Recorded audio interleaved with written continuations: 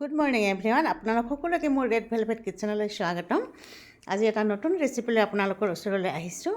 তাৰ বাবে লাগিব ইয়াতে মোক চাউলৰ গুড়িখিনিৰ ওপৰত মই অকণমান নিমখ ছটিয়াই দিছোঁ। এতিয়া মই অকণমান পানীৰে এইখিনি ভালকৈ মই সানি ল'ম।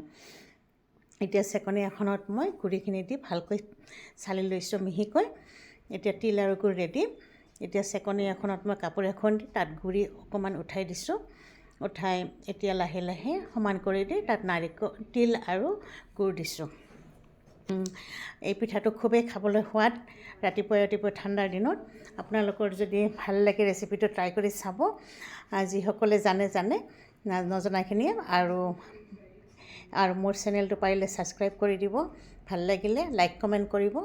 এতিয়া পিঠাখিনি আকৌ গুড়িখিনি ওপৰত দি মই কাপোৰেৰে মেৰিয়াই এতিয়া প্ৰেছাৰ কুকাৰত পানী গৰম হ'ব দিছোঁ। তাত চেকনিখন উঠাই দিছোঁ। মই প্লাষ্টিকৰখনত ডাইৰেক্ট দিয়া নাই, কাৰণ প্লাষ্টিকত দিব মোৰ ভাল লগা নাই। এয়া পিঠা হৈ গ'ল। এতিয়া খুলি দেখুৱাই আছোঁ। এয়া চাওকচোন কিমান ধুনীয়া হৈছে।